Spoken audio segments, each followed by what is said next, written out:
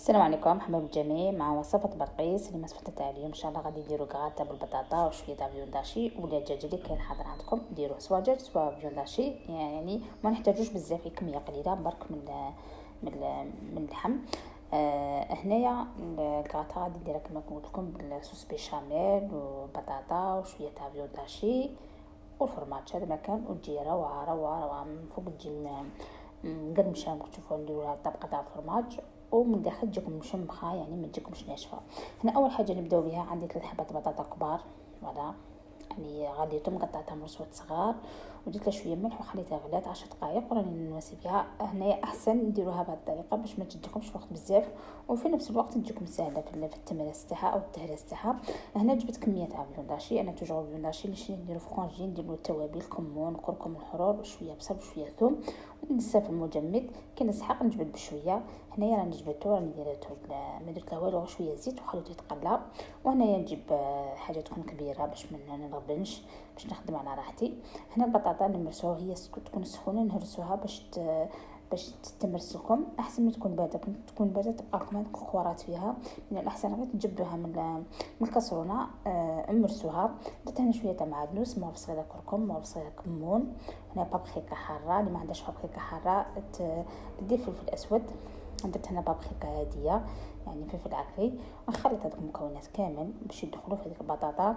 هنا ما نديروها لا بيض لا والو باسكو ما عادش نقلوها. هنا البطاطا نديروها البيض كي نقلوها باش ما تحلناش، اما كان نديروها كي نديروها في الفوق او في الفرن ما نسحقوش البيض. وانا نديرو لها غير لي زيبيس باش نكوها. هذا مكان والحار وشويه معدنوس. وانا نحاول ندخل هذوك التوابل فيها مليح مليح. نزيد لها شويه ملح باش ما تجيناش مسوس، باسكو درت لها كي طيبتها ودرت لها دوك ثاني شويه. هنا نجيب المول تاعي ندهنو بالزمور صغيره تاع الزبده، توجور لي كغاتا ندهنو بالزبده باش يجونا بنين ويجونا محمرين. وهنا المول يبقى اختياري، سواء كاري سواء دائري، يبقاكم الاختيار. هنا جبت البطاطا تاعي، نحط هنايا في الكف تاع اليد شويه كمشه ونحط فيها شويه تاع فيون داشي. بعد ما طاب تشوفوا هي شويه كميه قليله. انا الاخوات اللي ما عندهاش فيون داشي سكالوب ولا صدر تاع الدجاج تقليه مع لي زيبيس او التوابل والحار وديروا بهذه الطريقه عادي، يعني طريقه سهله ومبسطه. ونحاول ندير كرات. هنا الكرات سواء ديرهم كبار سواء ديرهم صغار، يعني يبقاكم الاختيار. المهم باش تغطوا تعمروا كاع المول تاعكم. وهنايا درت صوص طوماط تاع البيتزا. هنا صوص طوماط تلعب دور، تجي شابه، تجي بزاف بزاف بنينه. تكون ميلونج مع ديك البطاطا والفيون داشي والفرماج وصوص بيشاميل، تعطيك واحد النكهه روعه.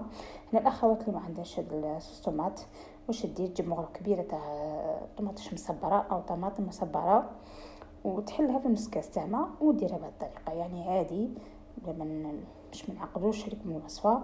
وصوص طوماط نورمالمون اي وحده راه عندها في لاكوزين تاعها.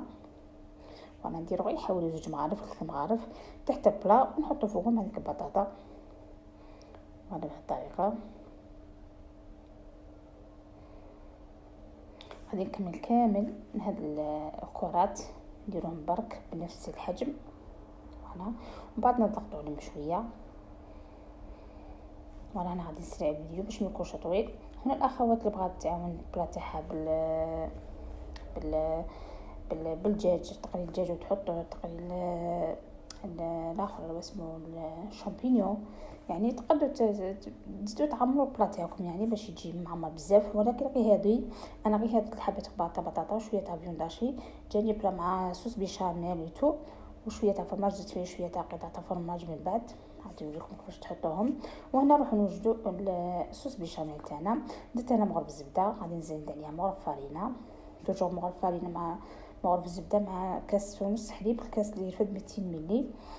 هذا البار تاعها بغيتو تزيدوا بغيتو تقلوه، يعني توجور مغرف فارينه مع مغرف الزبده. وانا خلطت هذوك المكونات كامل، فارينه او الطحين. نفهموا فينا نشوف فينا من بلدان واحده اخرى باش يفهمونا. غادي نكتب لكم المقادير في الشريط تاع الفيديو باش الاخوه الاخوات اللي يشوفوا فينا من اي بلدان واحده اخرى باش يفهموا المقادير. هنايا غادي ندير كاس حليب ونص، فوالا، باش تجينا خفيفه ما تجيناش ثقيله. توجور الصوص بيشاميل تاع الكراتا نديروها خفيفه، يعني ما نديروش ثقيله باش ما تجيناش الكراتا تاعنا ثقيله بزاف، معني راهي فيها الفارينه تجيكم ثقيله ونبقى نكثروا لها على داك توجور مغرف فارينة مع مغرف زبدة مع كاس ونص حليب. وانا خلطهم كامل حتى يذوبوا. تشوفوا هنا هذا القوام اللي نحوس عليه، يعني تشوفوا ماهيش ثقيله، يعني خفيفه جاريه. هنا واش غادي نديرها مرص تاع فرماج تاع لافاش كيغي، وانا باش تجينا بنينه. ندير شويه كمون وشويه فلفل اسود وهي تكون واجده. هنا طفوا عليها، يعني مطفيه عليها، راني ندور فيها داك الفرماج. سواء يعني عندكم ديروا لافاش كيغي، اي فرماج تقدروا ديروه عادي. وانا نديرها شويه نكوها شويه باش شويه فلفل اسود شويه كمون.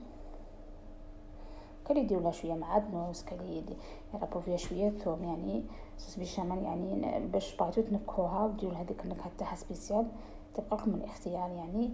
انا درت لها شويه كمون شويه فلفل اسود ومرصو تاع فرماج، سي بون تجي بنينه. وانا خلطت مليح.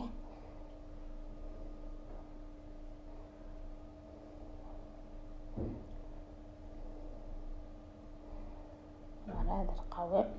نروحو نرجعو البلاط تاعنا. هنا درت قطعه تاع لافاش كيغي في هذوك الفراغات، فوالا. ودرت شويه لمسه خفيفه هكا تاع صوص طوماط، فوالا، يعني ماشي بزاف، حوالي 2 مغارف كلمسه خفيفه باش من بعد كيطيب لكم هذيك طيب لكم الكغاطه تاعكم تجيكم واحد النكهه روعه فيها.